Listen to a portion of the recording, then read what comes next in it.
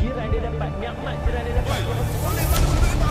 Jadi kita kita buat ibadat. Sudah tentu akhlak dia. Kita kat Mekah hati kita bersih tu kan. Mak bapak kita pada tempat yang sewajarnya. Barakatuh. Alhamdulillah wassalatu wassalamu ala Rasulillah wa ala alihi wa sahbihi wa man walah.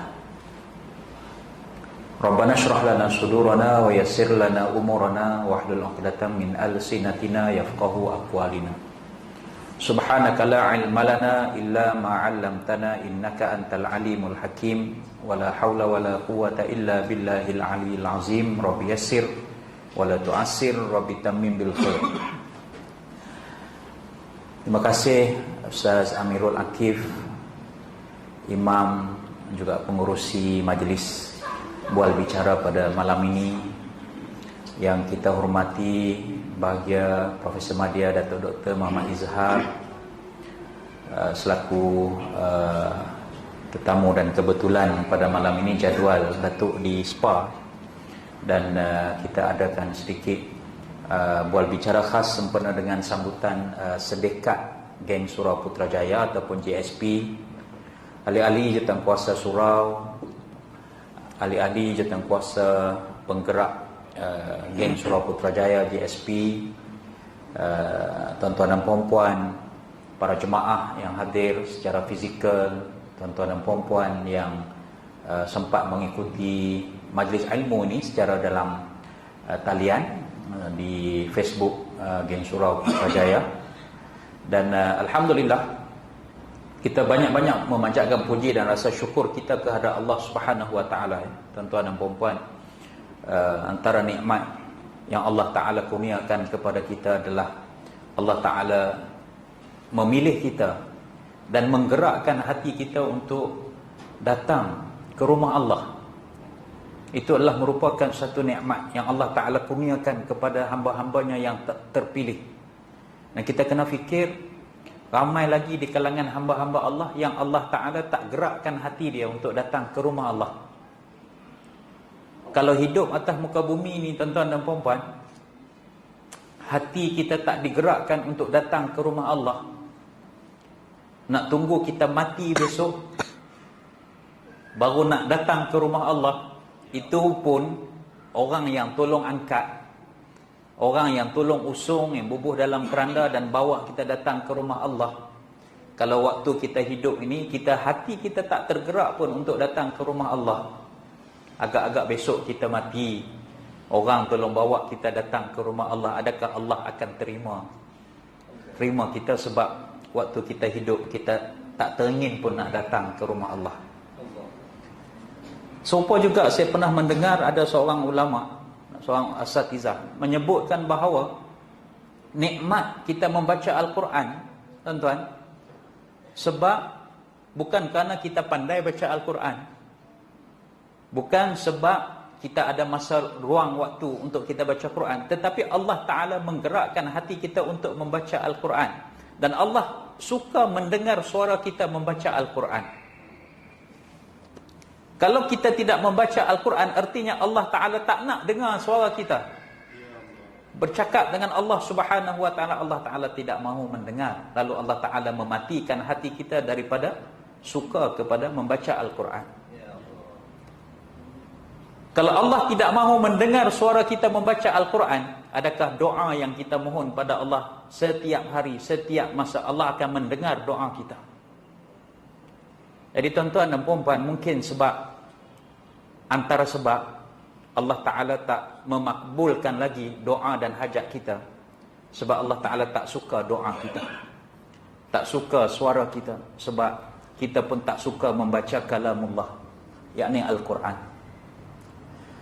Saya mengucapkan syabas dan syukur kerana tuan-tuan puan-puan yang istiqamah, istiqamah datang ke rumah Allah. Allah Ta'ala gerakkan hati tuan-tuan, hati kita semua, dan kita sentiasa berdoa supaya Allah Ta'ala sentiasa menggerakkan kita, hati kita untuk terpaut di rumah Allah, dan mudah-mudahan kita tergolong di kalangan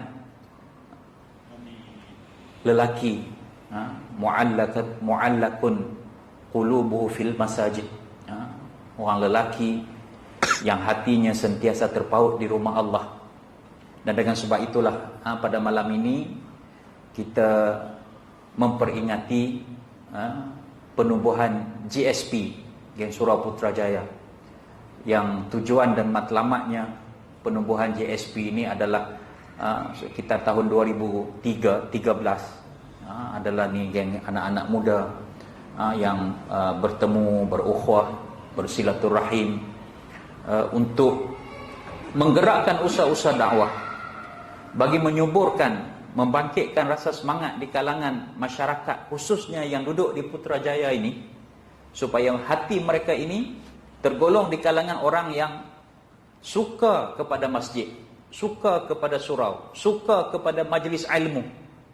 Dan ini adalah kita namakan sebahagian daripada usaha dakwah, mengajak masyarakat supaya mengikuti apa yang Allah Ta'ala suruh, mengikuti apa yang Allah Ta'ala suka, dan meninggalkan perkara yang Allah Ta'ala tidak suka. Maka itulah usaha-usaha dakwah yang perlu disuburkan oleh kita semua, para jemaah, para jawatankuasa, para NGO, penggerak-penggerak. Semuanya usaha dakwah ini dilakukan bukan satu kumpulan, bukan satu individu, tetapi oleh banyak kumpulan, banyak individu. Semakin banyak kumpulan, makin banyak NGO yang menggerakkan usaha dakwah. Mudah-mudahan Islam ini terus mendapat tempat di hati ummah dan masyarakat di atas muka bumi ini, khususnya di Putrajaya. Malam ini kita nak sembang-sembang dan borak-borak bersama dengan Datuk. Yalah, maklumlah Datuk pun difahamkan baru saja kembali ke tanah air setelah menunaikan ibadah umrah bersama dengan Ustaz Abdullah Khairi, dan alhamdulillah balik kembali ke tanah air. Mungkin ada perkembangan-perkembangan menarik. Mungkin umrah ini, tuan-tuan dan puan-puan, setiap tahun, setiap kali kita pergi, dia ada pengalaman-pengalaman baharu, yang iktibar, pengajaran, pendidikan, tarbiyah yang Allah Ta'ala berikan. Setiap kali musafir, setiap kali kita mengunjungi Baitullah, makam Rasulullah, kita berada di tanah haram, maka setiap kali itulah Allah Ta'ala memberi pelbagai bentuk pendidikan kepada kita sebagai hambanya di atas muka bumi ini. Jadi mungkin Datuk sebagai permulaan ini, Datuk boleh kongsikan sikitlah pengalaman Datuk ni. Seingat saya Datuk, ketika Putrajaya ini mula-mula dibuka dulu ni, Datuk antara orang yang ustaz yang dijemput untuk memberikan kuliah-kuliah di surau, di masjid di Putrajaya ini. Jadi Datuk melihat bagaimana perkembangan usaha dakwah, usaha pengajian, penyuburan majlis ilmu di Putrajaya ini, dari pengamatan yang Datuk lihat daripada dulu hinggalah ke sekarang ini. Apakah perkara-perkara positifnya dan apakah perkara-perkara negatif yang boleh menjadi muhasabah kita bersama. Silakan Datuk. Bismillahirrahmanirrahim. Alhamdulillah wassalatu wassalam ala Rasulillah wa ala alihi wa sahbihi ajma'in. Yang saya hormati Ustaz Zakaria, Imam, ahli jawatankuasa, muslimin muslimat, hadirin hadirat yang dirahmati Allah. Assalamualaikum warahmatullahi wabarakatuh. Waalaikumsalam. Pertama sekali kita bersyukur kepada Allah Subhanahu wa taala kerana terpilih sebenarnya tuan-tuan, berada dalam rumah-rumah Allah. Sebab kalau kita ini tidak terpilih, pasti tuan-tuan takkan ada kat sini. Saya pun kalau Allah tak pilih tuan-tuan, pasti saya takkan ada dengan tuan-tuan perempuan. Saya ingat saya berada dekat Putrajaya ni daripada tahun 2003, 2004 sudah mula mengajar kitab, iaitu kitab pertama saya buka di Muhajirin, iaitu kitab fiqh manhaji mazhab Syafi'i. Lepas tu tukar kepada fiqh, habis kitab fiqh manhaji 5 jilid, pergi kepada Kifayatul Akhyar. Lepas tu habis Kifayatul Akhyar mazhab Syafi'i, kita pindah pula kepada halal haram dalam Islam. Ni dah habis dah, 3 buah buku dah habis. Nak masuk buku keempat pula. Tunggu juga dia orang pecat, tak pecat-pecat. Lepas tu berpindah daripada surau itu ke surau ini dan berpecah-pecah. Sampailah ke surau ini saya pernah datang dulu. Masa tu tak adalah secantik ini. Dulu dia punya atap pun nak jatuh, saya ingat lagi. Ustaz Zakaria juga masa tu jadi pengurusi. Saya rasa inilah pengurusi paling lama di atas muka bumi ni, tuan-tuan. Masa tu dia duduk kat sini. Tapi nak bagi tahu, tuan-tuan, hidup kita ni, kita tidak akan berada di takak yang sama. Dan saya dapat lihat perubahan demi perubahan. Antara perubahan, pertama masa yang saya lihat, dulu kalau nak jumpa orang muda payah. Dulu saya ingat dulu yang datang dia ada, saya ingat kuliah mula-mula saya buka Fiqh Al-Manhaji tu ada 5 orang depan. 5 orang baca kitab. Semayang tu ada dah dalam 8-9 orang. Tu muhajirin tu. Tapi alhamdulillah meningkat sampailah datangnya anak-anak muda ni yang dinamakan GSP, Geng Surau Putrajaya. Asalnya diorang ni just ikut je kuliah, ikut saya kat situ, ikut saya kat sini. Lah mereka kata, apa kata kalau kita buat rakaman audio dan video? Start daripada tu dah dia mula. Dan beginilah keadaan apabila dakwah Nabi SAW. Tuan-tuan tak boleh nak bayang, kita ni kalau buat terus jadi besar, tak boleh. Sebab Nabi mula dekat Mekah, masa saya pergi Mekah, menangis kita kerana kita tengok bagaimana suasana masa Nabi SAW berdakwah. Hanya 80 orang lebih dalam satu riwayat yang masuk Islam. Berapa lama Nabi duduk kat Mekah? Hanya 80 orang masuk Islam. Ada orang kata, tak kualiti ke dakwah Nabi? Tak. Allah nak tunjuk kesabaran kamu. Sejauh mana kamu sabar dalam dakwah. Allah nak tengok sejauh mana Ustaz Zakaria, saya dan ustaz-ustaz yang lain sabar dalam menyampaikan dakwah. Kalau nak give up, tuan-tuan, dengan jawatan yang kami ada, tak payah datang dah. Semayang kawasan-kawasan rumah kami je. Semayang dekat masjid, dekat rumah kami je. Tapi fikir sampai bila? Tambah-tambah zaman makin berubah. Dulu mana ada fitnah online? Tak ada. Dulu semua benda face to face, muka teka muka. Sekarang ni fitnah online berlaku. Satu. Nombor dua, budak-budak dah terbuka. Dia tak macam dulu. Sekarang ni, tuan-tuan, tengok laman lucah secara terbuka. Secara terbuka. Budak-budak dah tak kisah dia dah tahu dah apa benda itu, kondom, apa. Tengok, zaman dah berubah. Tak payah kita kata, Malaysia, saya pergi Mekah, berubah. Daripada 1998 dah pergi Mekah dah. Sampai sekarang, tuan-tuan, berubah. Dulu nak jumpa orang perempuan, buka aurat, memang susah lah dekat Arab Saudi, tuan-tuan. Arab Saudi ni bukan benda yang, diorang ni sangat tegas. Zaman 90-an, awal 20-an, sampai 2010 tu, sampai pertengahan 2012 pun, masih lagi, tuan-tuan. Kalau jumpa orang perempuan, tanya, mana jalan nak pergi ke masjid sebagai contoh? Jalan Ilal Haram. Dia panggil jalan nak pergi ke Masjid Haram. Kan hotel jauh-jauh sikit masa tu. Tuan-tuan, kalau tanya, orang Arab nampak atau keluarga dia nampak, dia akan jumpa kita, dia akan kata, Wallah Syekh, aib. Aib. Malu kau tanya perempuan. Ramai lelaki lain. Tengok. Ni dulu. Sekarang tak, bang. Perempuan tanya kita. Dekat kawasan, dekat hotel-hotel Masjid Haram, perempuan dah tak tutup aurat, dah ramai dah. Baru ni kebetulan di Madinah, ada kebetulan rezeki pergi ziarah. Saya suka pergi ziarah tempat-tempat sejarah. Antara tempat sejarah saya pergi kat Madinah, Madain Soleh. Madinah dipanggil bandar Nabi Soleh dulu. Kaum Nabi Soleh. Yang dilaknat oleh Allah Subhanahu Wa Taala. Dan digazetkan oleh UNESCO 2008 sebagai tempat bersejarah yang perlu tengok. Bukan kita nak pergi bangga dengan tempat laknat, tak. Nak tengok ada lebih 158 jenis gunung ganang yang dia punya batu tak sama. Ini dia pelik. Pelik, tuan-tuan. Saya pergi pun saya terpegun saya. 158 jenis gunung dan bukit batunya tak sama antara each other. Itu sebab dia diiktiraf sebagai tempat bersejarah yang perlu diziarahi.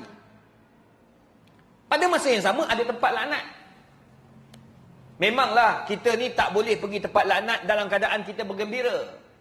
Pergi tempat laknat kaum Nabi Soleh, pergi kaum Nabi Lut, buka table, bakar daging kambing.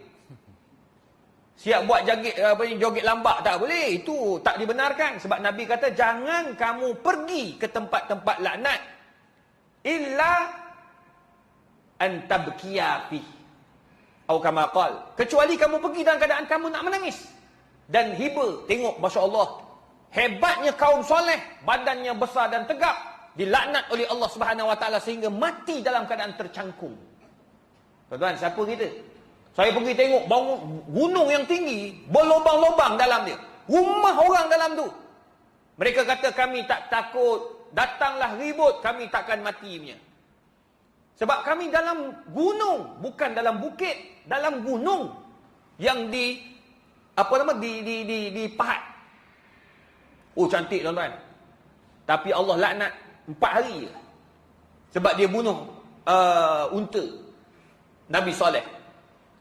Bayangkan 4 hari. Hari pertama muka jadi merah, merah kemerah-merahan. Lepas tu kelabu, nombor 4, nombor 3 jadi hitam gelegam muka mereka. Hari keempat datangnya sa'iqah. Sa'iqah yang kuat, dia panggil getaran dan suara yang kuat. Di samping itu cuaca yang sangat teruk sehingga mereka tutup kepala, mati dalam keadaan tercangkung. Tengok Allah laknat. Insaf tuan-tuan kita tengok. Sebab apa? Allah bagi tahu yang Quran, walau basatallahu rizqa li ibadihi labaghaw fil ardi. Manusia ni bila Allah bagi nikmat, dia mula ingkar dan takbur dengan apa yang Allah bagi. Samalah juga macam kita di Putrajaya. Jangan kita rasa, oh kita ni alhamdulillah dah maju ke depan, sudah ada teknologi, kita tak datang masjid.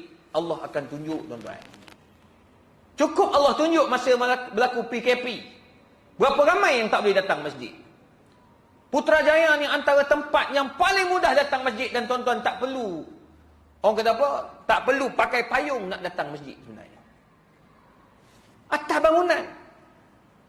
Ini kita ada bangunan kita ni. Atas ada kan? Ini je lah tak ada. Yang lain semua ada. Pergi surau 8 ada, 18 ada, 6. Semua atas. Hanya tekan G sampai ke masjid. Betul tak? G kan?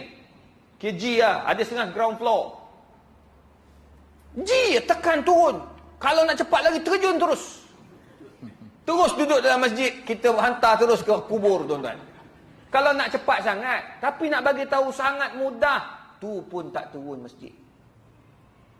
Walau basatallahu rizqa li ibadihi labaghaw fil ardi. Allah akan tunjuk. Itu sebabnya kita kena bersyukur dengan apa yang kita ada. Saya ingat pada 2006, 2007 saja surau dekat Putrajaya ni sudah ada hampir 44 surau. Sekarang dah lebih katanya, Ustaz. Lebih. Satu masjid masa tu, masjid besi tak siap lagi. Lepas tu siap masjid besi. Kemudian dah ada masjid yang baru pula. Tuan-tuan, kalau kita tak hidupkan rumah Allah ini, kita akan rugi. Kena ingat, Allah akan tarik balik kalau katakan kita ini tidak hargai surau dan masjid yang kita ada. Satu perkara yang saya rasa saya masih gagal kerana tak dapat nak buat, nak tarik orang biar setiap waktu akan jadi ramai. Itu gagal lagi. Kita kena usahalah, tak boleh nak putus asa. Nak buat macam Arab Saudi, saya masih lagi nak buat. Ada baiknya Arab Saudi ni satu, bila azannya Allahu Akbar, semua tutup kedai. Semua datang masjid. Orang muda pun datang masjid. Baru ni kami di Taif, azan je penuh orang semayang kat belakang surau. Surau dan masjid. Macam kita pun kena buat begitu kalau boleh. Cuma kita ada kedai makan belakang ni. Ada. Tadi aku nampak ni masa lalu dia tengah masak lagi. Lepas ni kalau dia masih masak, Ustaz Zakaria pecat dia. Jangan bagi dia masak lagi kat belakang. Tak boleh lah, bila azan dia kena datang semayang. Dia kena masuk. Dia kalau tak mau semayang, takut barang hilang pun, dia tutup. Dia kena hormat waktu semayang. Sebab ni dalam kawasan masjid. Dia tak boleh buka, dia tak boleh bekerja. Kalau orang nak order pun, kata ba'da solah. Itu yang dipegang oleh anak-anak muda di Arab Saudi. Jadi oleh sebab itu, tuan-tuan perempuan, benda-benda macam ni kita kena buat dan kita lihat perkara itu akan lebih baik dan lebih baik. Alhamdulillah, sekurang-kurangnya daripada tak ada langsung, kita alhamdulillah dah banyak buku kita habis. Dan beberapa surau pun sudah mula hidup. Surau Putra Al-Amin ni antara yang hidup lah. Antara yang ramai orang pun datang singgah, syukur. Kerana aktifnya surau dan surau, beberapa surau dekat Putrajaya ini. Alhamdulillah. Wallahu a'lam. Okey, alhamdulillah. Terima kasih. Jadi itulah tuan-tuan dan puan-puan, bagaimana usaha-usaha dakwah ini perlu digerakkan di mana saja kita berada, sebab kita penting dan kita perlu. Kalau tidak ada usaha dakwah ini, maka nescaya Islam itu akan berkubur.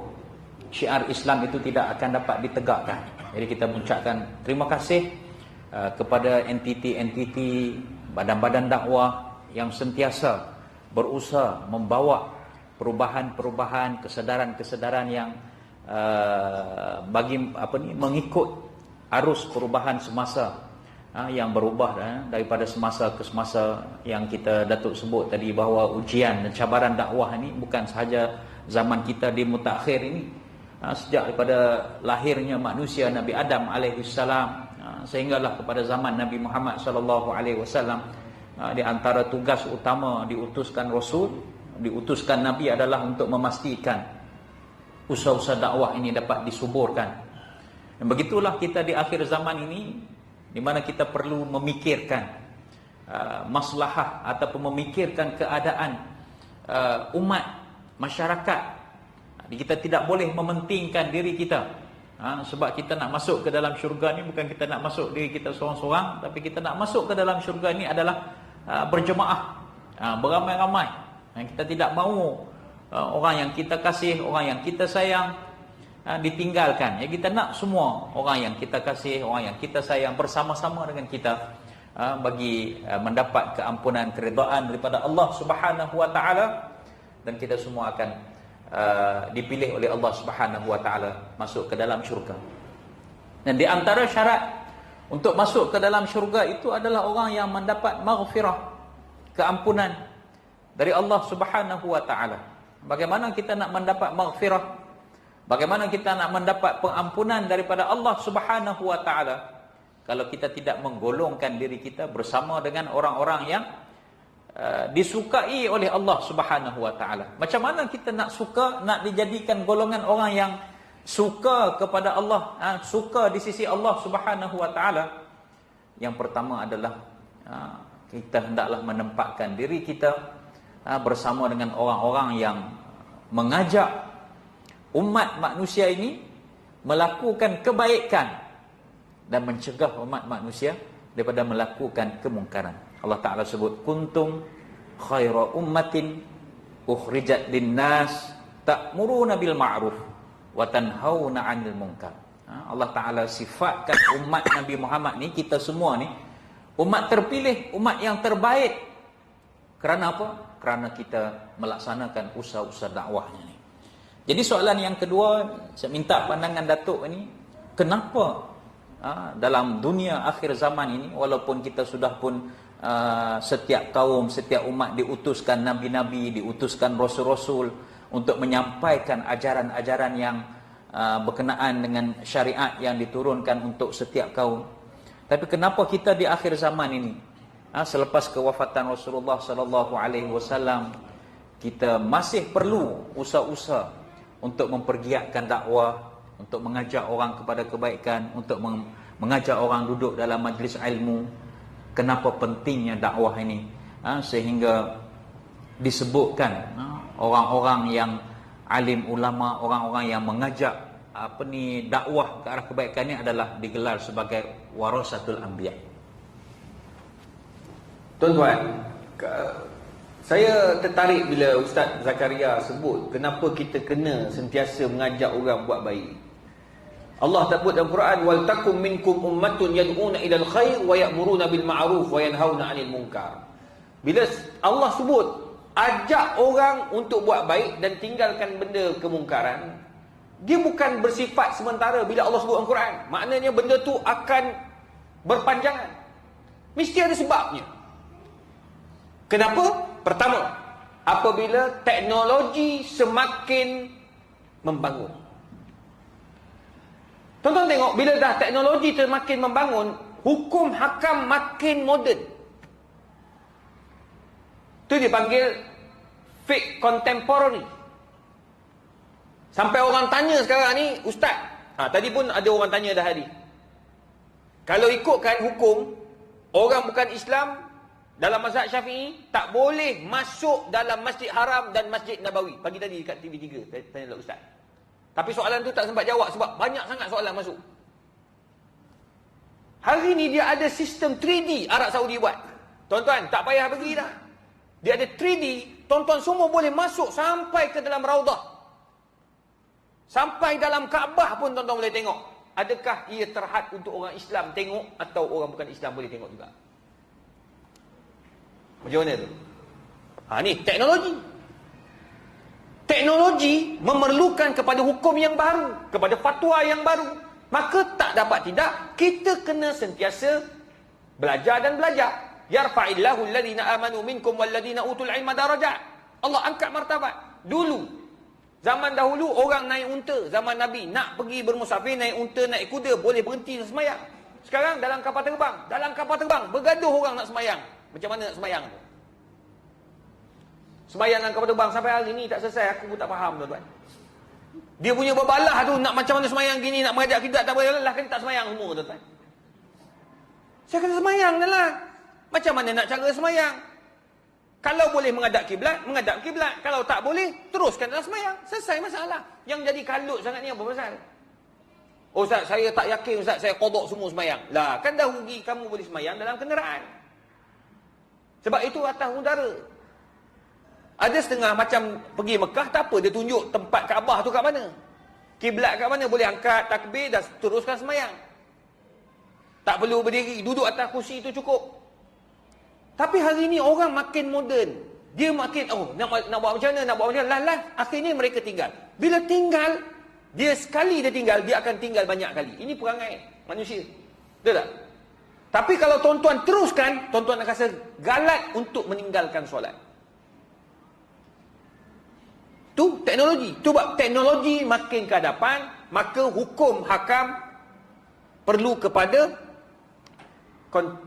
hukum hakam yang bersifat semasa. Maka dakwah mesti diteruskan.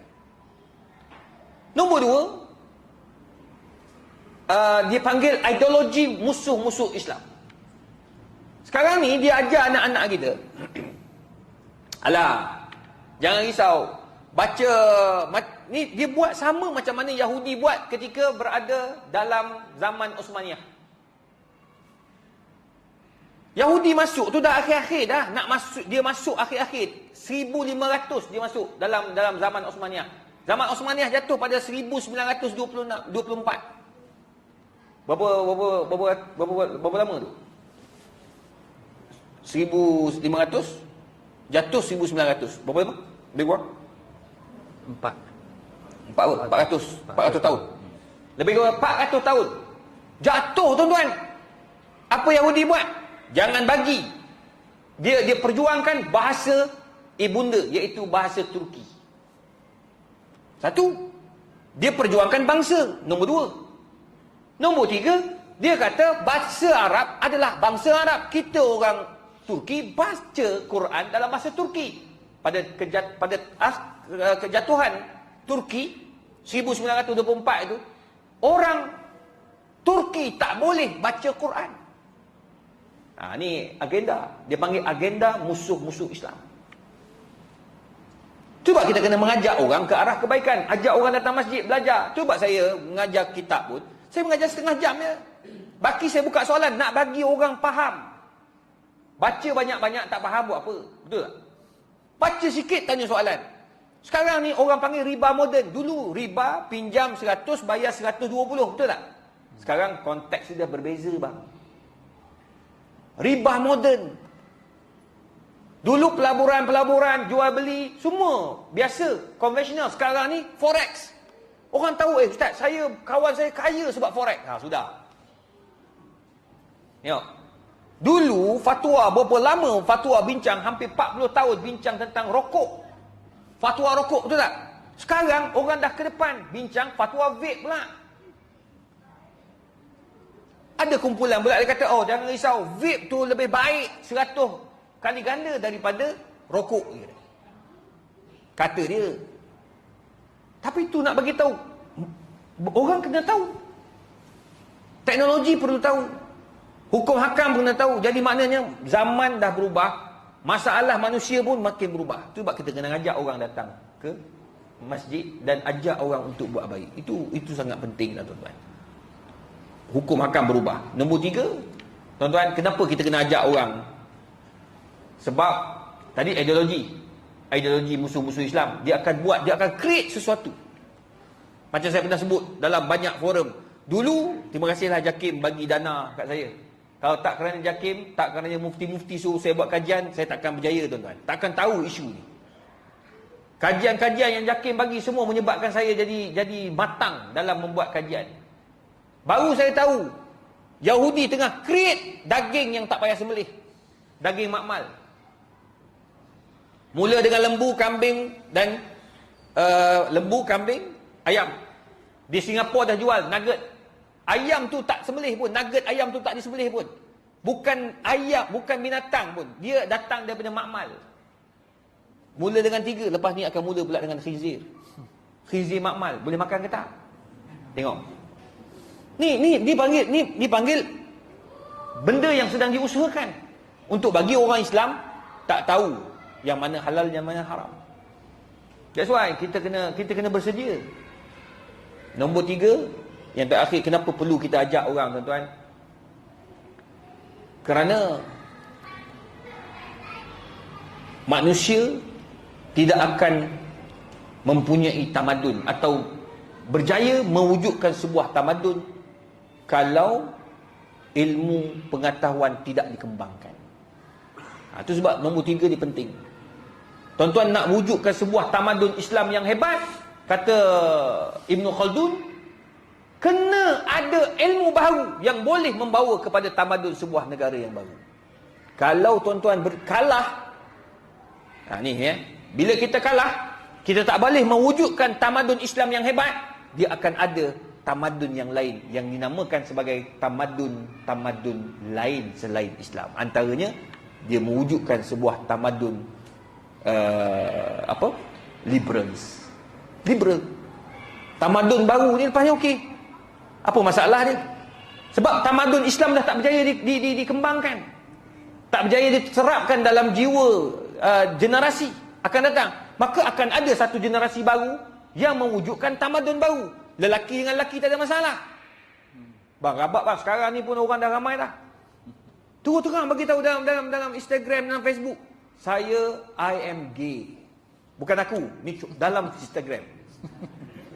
Kan ada mula dia potong I am gay, pi aku. Memang aku saman orang yang buat tu. Betul kak? Ada yang perempuan, no, I'm lesbian. Boleh saya jumpa kat airport. Jumpa kat saya, dia kata, Ustaz, saya lesbian. Apa perlu saya buat? Saya dah lesbian, jadi lesbian lebih 10 tahun. Tapi saya tak berzina. Daripada saya berzina, baik saya bersama dengan perempuan. Sudah. Ini dah jadi perkara biasa tau. Dan dia pun tak malu. Aku pun ingat muka dia. Boleh bayang lagi yang muka dia dengan kepala ni. Saya payah nak ingat muka perempuan ni. Tapi yang dia tu ingat sebab dia pelik daripada yang lain. Selalu orang perempuan datang, masalah nak bercerai lah, masalah suami kahwin lain lah. Kan? Lepas tu ada masalah itulah, masalah ini. Dia ni datang kata aku lesbian. Mau tak terkejut saya? Saya kata tak ada perasaan pada lelaki langsung. Tak ada perasaan langsung pada lelaki. Biar betul. Dia kata ini anugerah ilahi, dia kata. Sudah. Kau jangan main. Ni bukan sajak cakap ni. Dia tak sampai peringkat tu tau. Jadi maknanya kalau kita biarkan kekosongan kejahilan ini ada dalam generasi akan datang, percayalah, Malaysia satu hari nanti tak pelik. Bang, tak kahwin bang? Saya gay. Betul tak? Betul. Kan pak? Mana suami? Tu. Apa? Suami? Suami saya. Bila kau kahwin? Kahwin kat luar. Malaysia tak boleh. Saya kahwin kat luar, tapi okey lah. Kami serumah. Dia cari rezeki. Jadi lain tau. Maka akan ada satu tamadun baru kalau kita tidak mewujudkan tamadun Islam yang betul. Ini kata-kata Ibn Khaldun. Kalau Ibn Khaldun boleh sebut bagaimana kita tuan-tuan? Itu sebabnya 3 benda ni kita jangan putus asa. Tuan-tuan jangan putus asa. Saya selalu ajak kat tuan-tuan, kita buat macam mana tau? Satu orang bawa tarik seorang anak datang masjid. Kalau tuan-tuan tak buat, saya tak rugi. Kita semua yang akan rugi. Anak tuan-tuan, cucu tuan-tuan perempuan yang akan berhadapan dengan masalah ni. Kita akan pergi tuan-tuan. Saya dah ada dah apa saya nak lagi. Ustaz Zakaria dah ada dah apa dia nak lagi. Betul tak? Kalau dia mati pun tak ada masalah lah. Saya mati tak ada masalah lah. Tak? Anak-anak lantak dia orang lah. Menghadapilah masa depan korang. Tapi kita diutuskan bukan benda itu. Kita diutuskan perlu tengok apa yang akan berlaku di masa hadapan.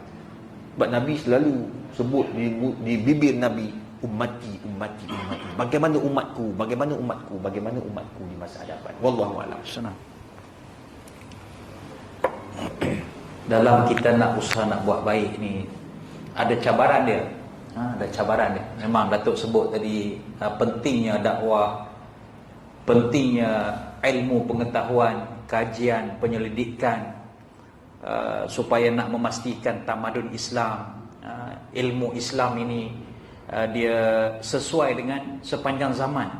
Dalam setiap keadaan Islam itu penting, dalam setiap keadaan Islam itu dapat diterima oleh semua masyarakat dan tidak lapuk dengan perkembangan arus masa. Tapi dalam usaha kita nak mengajak, memberi kesedaran dan mengajak masyarakat untuk mempertingkatkan ilmu pengetahuan, untuk mengajak orang buat benda-benda yang baik ini, kadang-kadang pelbagai dugaan yang datang melanda, dari pelbagai cubaan dugaan, dari segi sumbernya, dari segi dananya.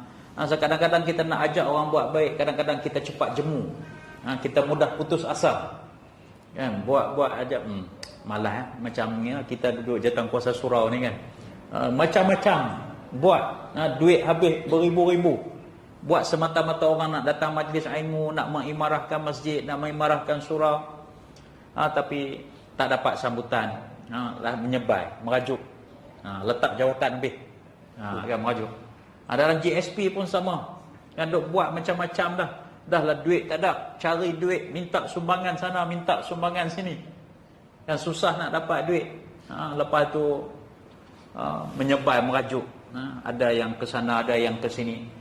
Jadi ini adalah antara cabaran-cabaran dalam dunia dakwah. Jadi saya nak tanya kepada Datuk, kan, bagaimana Islam memberi satu suntikan semangat kepada orang yang sentiasa mengajak untuk buat benda-benda yang baik, buat benda-benda yang nak suruh orang meninggalkan perkara-perkara yang keji dan mungkar ni. Apa Islam bagi basyiran wa nadhira, peringatan-peringatan yang baik, ganjaran-ganjaran yang baik bagi orang-orang yang mengajak ke arah ke jalan kebaikan. Tuan-tuan, hadis Nabi yang Ustaz Zakaria sebut tadi pun sudah jelas jawapan dia. Al-ulama warasatul anbiya. Bila sebut ulama tu, jangan kita sempitkan ulama tu hanya kepada ustaz-ustaz saja. Iaitu orang yang alim, yang tahu ilmu pengetahuan, yang tahu macam-macam bidang, dan dia boleh mengajak orang untuk buat benda baik. Itu adalah ulama. Dan dia adalah pewaris kepada Nabi. Bila Nabi sandarkan orang-orang baik, orang-orang yang mengajak kepada kebaikan, orang yang ada ilmu disandarkan dengan Nabi, siapa lagi yang lebih baik daripada Nabi? Siapa yang lebih baik daripada Rasul-Rasul? Tak ada bang. Kita kalau dapat tarik orang, Allahu Akbar, kita akan gembira tuan. Walaupun seorang masuk Islam, kita happy dah. Seorang taubat, kita happy dah. Seorang dapat tinggalkan benda yang haram, kita happy dah. Tuan-tuan, kadang-kadang kita tak rasa kecuali setelah kita melihat sendiri benda tu. Saya tak nampak sepanjang saya duduk mengajar kitab daripada 2003 sampai hari ni duduk mengajar kitab. Kadang-kadang ada juga lah ustaz-ustaz cakap kat saya, dia kata berhenti-berhentilah mengajar, dia kata banyak sangat dah mengajar. Yang kuliah bulanan tu berhenti-berhenti, bagilah pencetus rumah dia kata. Dai-dai, ustaz-ustaz baru graduate, macam kau berhentilah, tak Banyak lagi kerja lain boleh buat, dia kata. Kawan-kawan saya kat universiti tu, geng profesor tu siap bagi tahu lagi. Dia kata apa lagi nak kejar, dia kata dah ada semua dah, everything. Tak. Mengajar ni dia satu orang kata apa, satu minat. Bila kita dapat selesaikan masalah orang, kita rasa happy. Datuk Dr. Harundin sampai meninggal dunia masih mengajar. Apa mengajar kitab dia? Mengajar kitab fiqh manhaji bahagian munakahat dia. Daripada muda sampai meninggal dunia mengajar kitab munakahat. Takkan saya nak letak jawatan ataupun saya nak kata saya berhenti, tak. Tuan-tuan, dia mengajar ni bukan disebabkan nak kejar sesuatu, tak ada. Dia happiness, kegembiraan. Kalau saya tak pergi, tak mengajar pun saya akan datang surau, betul tak? Masalahnya kalau saya datang surau, dah berapa kali dah, kadang saya off, PA saya tahu dah. Hari Selasa kosong kan. Bila kosong, saya pergi surau juga. Bila saya pergi surau, saya akan dengar kuliah. Saya dengar kuliah, ustaz ni pula, dia mengajar, baru nak buka kitab, nampak muka saya ada. Terus tak mau mengajar. Sama juga macam baru ni, saya pergi Mekah. Betul lah saya bawa jemaah, bersama dengan jemaah. Tapi ada tempat-tempat, ustaz ada mutawif yang akan mengajar. Dalam bas, dalam dekat tempat sejarah. Bila saya ada dalam bas, terus letak jawatan orang tua tu. Tak nak cakap, dia kata Ustaz Izhar ada, saya tak mau pergi. Suruh Ustaz Izhar cakap. Saya tak pergi. Aku duduklah kat hotel. Sebab apa? Kalau saya pergi, saya akan kacau. Dia orang tak nak. Bukan dia orang tu malu, takut. Tak. Dia orang hormat. Dia kata segan lah nak bagi kuliah. Ustaz Izhar ada kot depan ni. Dia segan.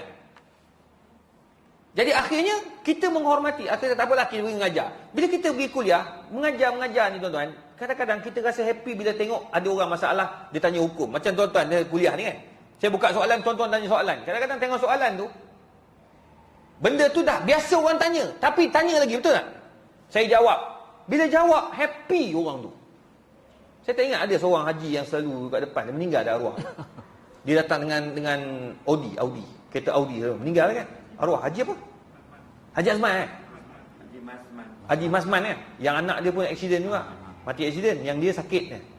Sakit. Sebelum dia meninggal tu, sebulan sebelum, dia datang kuliah tu depan, ingat lagi. Tanya soalan. Dia tanya soalan, Ustaz, macam mana cara saya nak buat umrah badal untuk anak saya? Kemudian nak buat haji badal untuk anak saya. Dia cakap, saya pun cerita, satu, nak buat haji badal macam ni, nak buat sunat, umrah badal macam ni.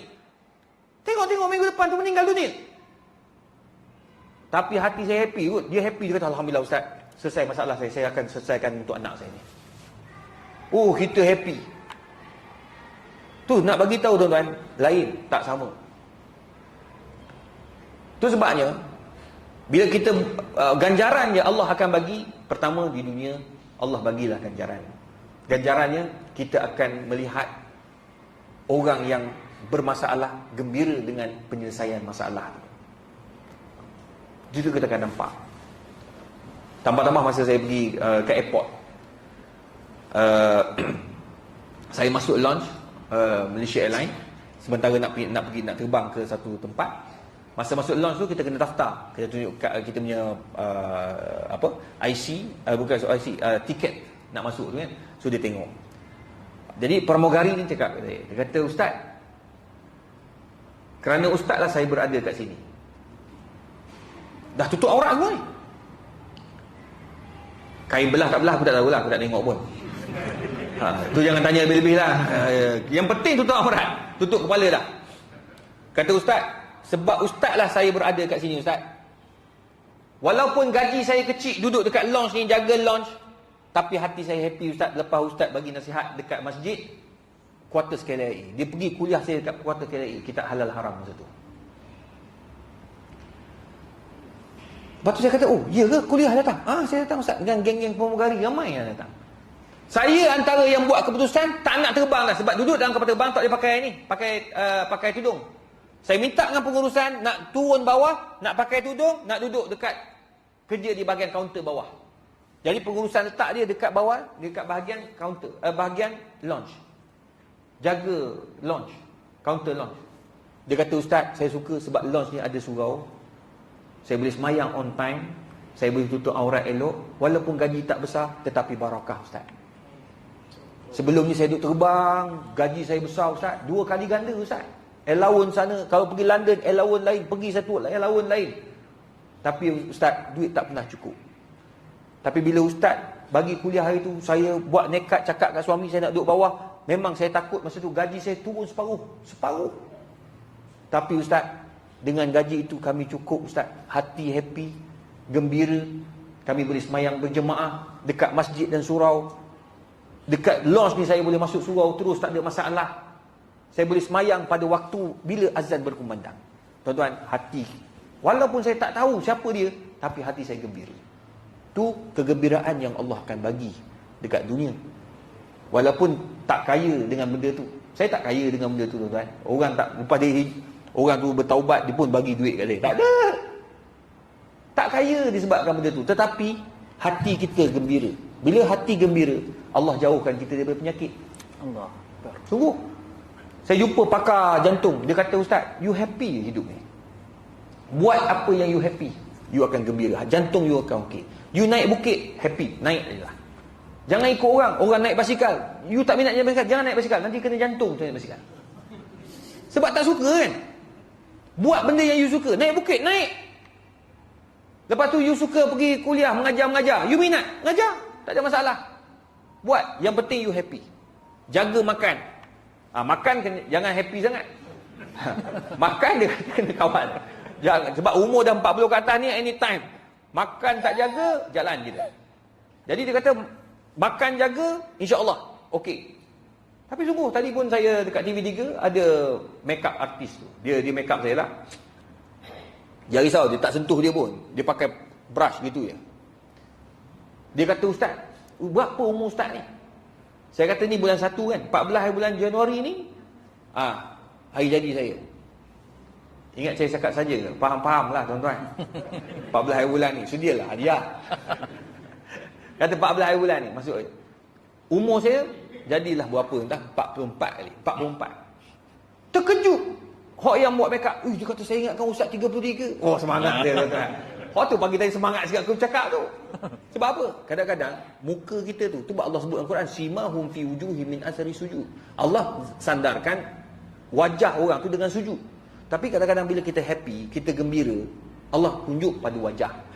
Jadi jangan kita stres, jangan kita buat benda yang menyebabkan kita sakit hati. So buat. Yang penting kita boleh ajak orang kat dunia ini buat benda yang baik, dan yang ke akhirat tu pastilah Allah akan bagi ganjaran yang terbaik. Sebab kalau tuan-tuan ajak orang datang masjid, katakan tuan-tuan ajak orang tabligh, tuan-tuan, ingat tak letih ke tidur kat masjid? Ni surau kita ni ada orang tabligh datang kan, berapa hari duduk? 3 hari. Tu minimum kan 3 hari, ke ada 1 hari? 3 hari. Tu pun geng tabligh duk ajak saya, Ustaz jom keluar 3 hari. Aku dah keluar lama dah weh. Sampai bini saya kata, nak keluar apa lagi? Awak dah keluar lama dah. Sampai dengan masa dengan saya pun tak ada. Tak apa, itu hak dia orang. Dia orang keluar, saya pun keluar. Cara saya, mereka cara mereka. Dia orang datang 3 hari tu. Tuan-tuan tengok. Macam-macam dia orang buat. Ketuk pintu ke pintu. Bukan senang, saya tak boleh buat benda tu. Ustaz Zakaria boleh buat? Cuba buat tengok. Dia bambu ke? Weh, kau tak tahu aku nak rehat ni. Ni pegawai JAKIM ni. Kira apa balik keluar jalan. Kawan saya Profesor Datuk Jusa A UKM. Keluar. Dia kata, Ustaz, dia bidang ni lah, bidang sains. Tapi keluar selalu. Dia keluar 4 bulan. Dia lama. Dia simpan cuti untuk keluar je. Dah pencen dah. Dia kata, Ustaz, pernah sekali Ustaz, saya pergi ajak. Jom, kita pergi sembahyang. Tak apa bang, kubu lain-lain. Awak tak awak dia panggil awak je. Ni datuk ni, tapi dia pergi pakai serban, mana orang tak tahu dia datuk. Profesor lagi. Profesor A, Jusa A maksudnya. Boleh kata, apalah awak tak ada kerja. Dia kata apa? Dia kata awak bolehlah duduk datang masjid saya, awak tak ada kerja, tak ada apa? Tak ada tanggungjawab. Saya banyak tanggungjawab. nak buka kedai, nak jual online. Tengok, dia ingat orang tu cak ayam tadi. Orang tu dia iktiraf dunia dengan bidang dia. Pun sempat mengajak orang. Tak ada, dia kata, kau tahu siapa aku? Tak ada. Oh tak apa, insya-Allah kita sama-sama, insya-Allah bila kita buat kerja Allah, Allah akan sayang kita. Put dia belah. Dalam hati kata, dia tak tahu aku profesor Muhammad ni. Dia tak tahu gaji aku lebih dari 20,000. Tapi nak bagi tahu, dia buat tu kerana Allah Subhanahu Wa Taala. Tengok. Itu kegembiraan. Jadi oleh sebab itu kita buat sesuatu, fikir ganjaran Allah. Insya-Allah tuan-tuan kita akan bahagia. Wallahu a'lam. Okey. Ingat ya tuan-tuan dan puan, kita buat sesuatu itu ikhlas kerana Allah Ta'ala, insya-Allah Allah Ta'ala akan beri keseronokan dan kegembiraan kepada kita dalam kita melakukan kerja Allah. Kalau kita tolong Allah, nescaya Allah akan tolong Allah. Kalau kita tolong Allah, dalam Al-Quran Allah sebut kalau kita tolong Allah, kalau kamu tolong Allah, Allah akan menolong kamu. In tansurullah yansurkum wa yusabbit aqdamakum. Allah akan menetapkan iman kamu. Tetapkan iman kamu. InsyaAllah kita buat satu yang kita ikhlas, Allah Ta'ala campakkan kegembiraan. Dan yang paling gembira lagi, Datuk kata dia rasa dia muda. Patut dia call soul tu tang tadi. Bila dia rasa 33. Macam Abang Man pun macam 33. Tengok Abang Man tu, usaha dakwah. Tengok. Alhamdulillah. Dan yang paling penting tuan-tuan dan puan, bila kita buat usaha dakwah ni, kita kawan dengan ramai orang, dan insya-Allah orang akan mendoakan kita. Kita akan mendapat syafaat. Kita sedikit amalan kita, bila kita berkawan dengan orang rajin buat amal ibadat macam Pok Mi umpamanya, macam DMZ, Allah Akbar, kita akan dapat syafaat insya-Allah. Tak dapat syafaat di sini, kita dapat syafaat di syurga. Seronok tuan-tuan dan puan. Macam saya keluar dengan Datuk kan. Datuk dia kelayakan kalau naik flight dengan dia akan masuk lounge. Saya tak dapat lah kan. Grade saya rendah sikit. Jadi Datuk kata, "Mai, tak apa, masuk sekali dengan aku." Dapat syafaat tuan-tuan dan puan sekalian. Dapat syafaat masuk lounge MAS. Datuk tak naik flight lain kecuali MAS. Jadi kalau saya keluar dengan Datuk, saya kena beli tiket MAS juga. Tapi okey, tak apa, dia kata kita rehat dalam lounge. Makanlah, dia tak makan, saya lah makan. Akhirnya Datuk, kita dah nak sampai pukul 9, dah sampai kurang 1 jam. Kita nak bagi nasihat sikit lah pada GSP ni kan, supaya mereka ni semangat, anak-anak muda ni. Dan saya tengok jadual yang mereka bagi ni untuk tahun 2023 ni banyak senarai setahun. Forum perdana setiap bulan di surau-surau terpilih. Harap SPAA terpilih lah. Kan, ini surau penasihat ni kena pilih lah. Murabbi Ride bulan Februari, Kayuhan Bunga Raya, Retreat Houseboat Kenyit, kuliah perdana bersama Ustaz Wadi Anwar, kursus pengurusan jenazah, hiking bersama Murabbi. Ini Datuk lah ni minat hiking. Pertandingan memanah surau-surau Putrajaya, usrah muslimat bersama Ustazah Asma Harun, usrah tertutup, santai badminton bersama Ustaz Abdul Khairi, santai futsal bersama Ustaz Don Daniel, Carnival Mega GSP 10 tahun bersama Ustaz Azhar Idrus. Nama saya je tak ada dalam ni, sampai hati mereka kan. Nama Datuk pun tak ada ni tau. Sampai hati. Ini perancangan Datuk, ini perancangannya. Jadi saya nak minta nasihat Datuk kan, kita merancang macam mana sekalipun, jadi apakah faktor-faktor yang akan menentukan kejayaan perancangan kita? Silakan Datuk.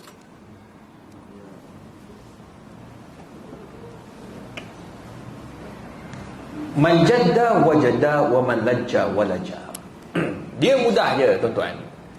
Geng Surau Putrajaya kalau nak maju ke hadapan, kalau nak orang-orang kampung, orang taman kita Putrajaya ni yang ada ni, abang-abang, kakak-kakak, pakcik-pakcik, makcik-makcik ni join kita, dia support kita.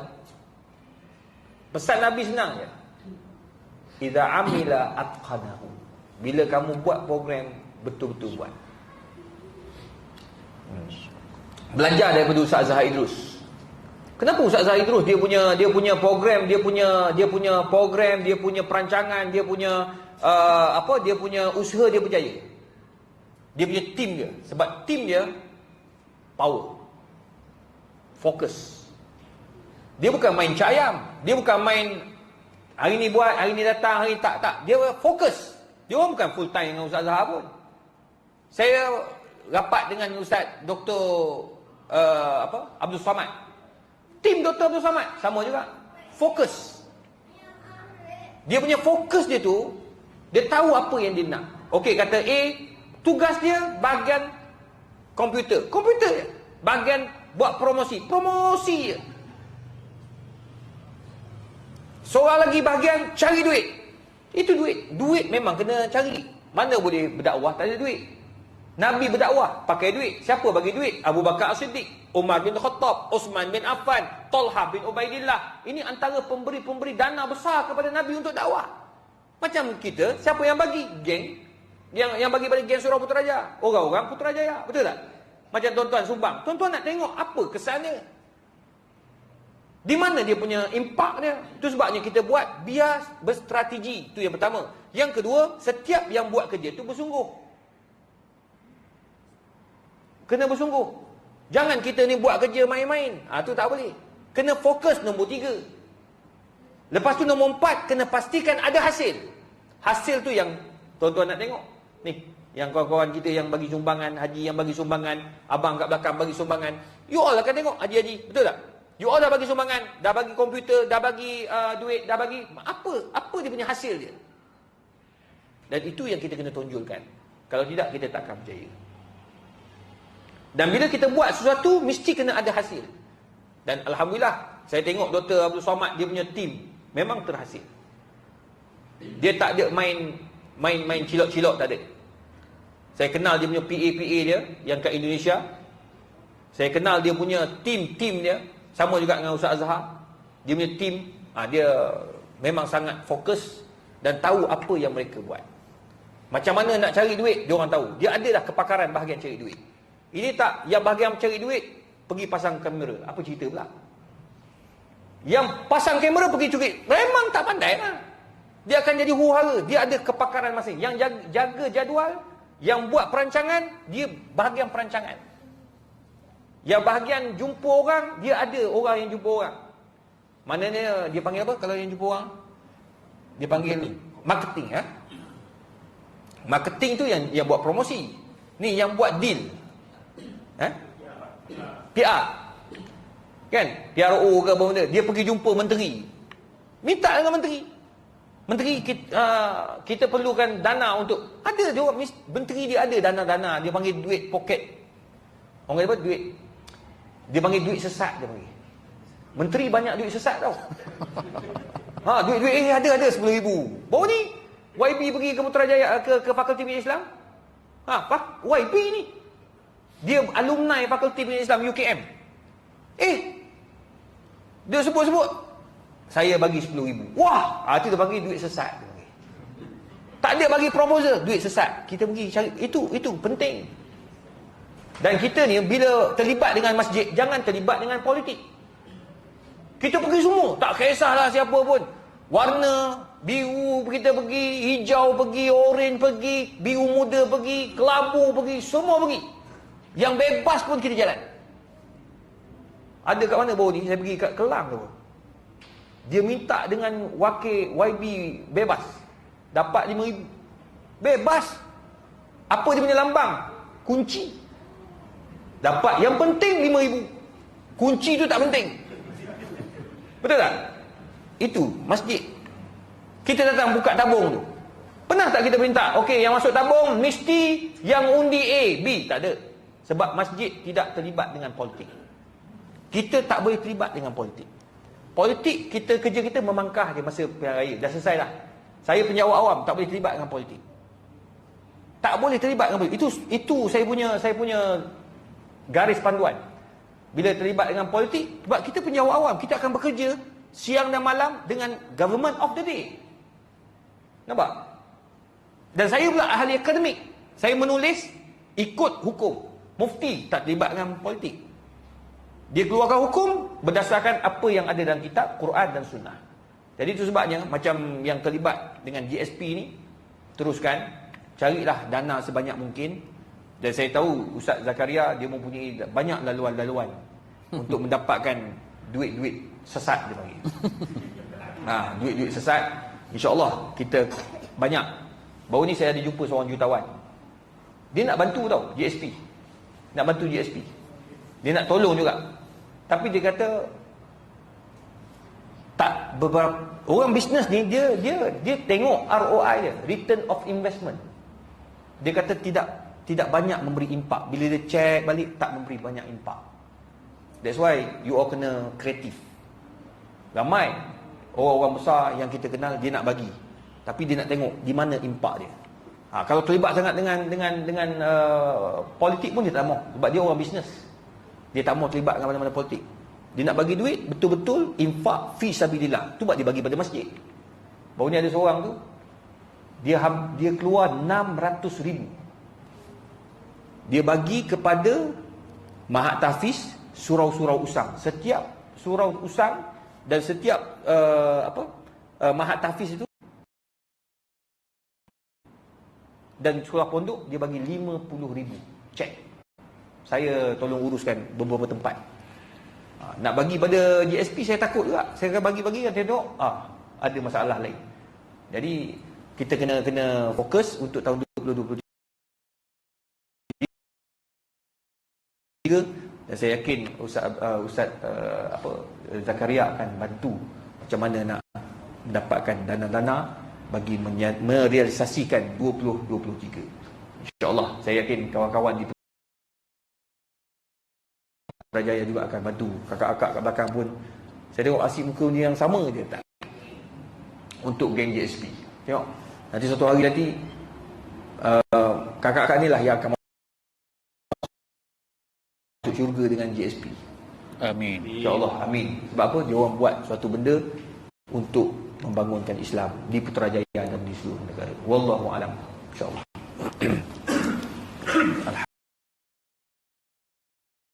Alhamdulillah. Terima kasih Datuk. Ada orang WhatsApp Datuk. Kat saya dia kata Ustaz, banyak lagi ke soalan ni kata. Saya nak tengok bola pula lepas.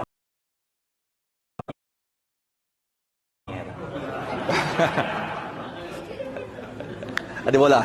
Ada bola, dia hantar gambar. Masih lagi kosong-kosong. Jadi dia kata pesan dekat Tok Imam, jangan baca panjang sangat. Ini antara taktik tarik orang datang masjid. Ya. Ada tengok bola belakang. Patutlah ramai kosong duk tengok bola kat belakang, kat gerai belakang. Jadi saya pun tak nak ulas panjang. Saya nak ucap terima kasih banyak kepada Datuk Dr. Izhar sudi bersama dengan kita pada malam ini. Syabas dan tahniah kepada GSP atas ulang tahun ke-10 ataupun sedekat bersama dengan GSP. Kita doakan supaya GSP ini terus maju jaya dalam usaha perancangan yang sentiasa dibuat, diberi kemudahan kepada mereka, dimurahkan rezeki mereka semua, ganjaran pahala dunia dan juga di akhirat kelak. Mudah-mudahan kita mendapat manfaat bersama. Dan sekianlah saja pertemuan kita pada malam ini. InsyaAllah kita ada masa kita jumpa lagi di lain waktu dan di lain ketika. Wabillahi taufiq wal hidayah. Assalamualaikum warahmatullahi wabarakatuh.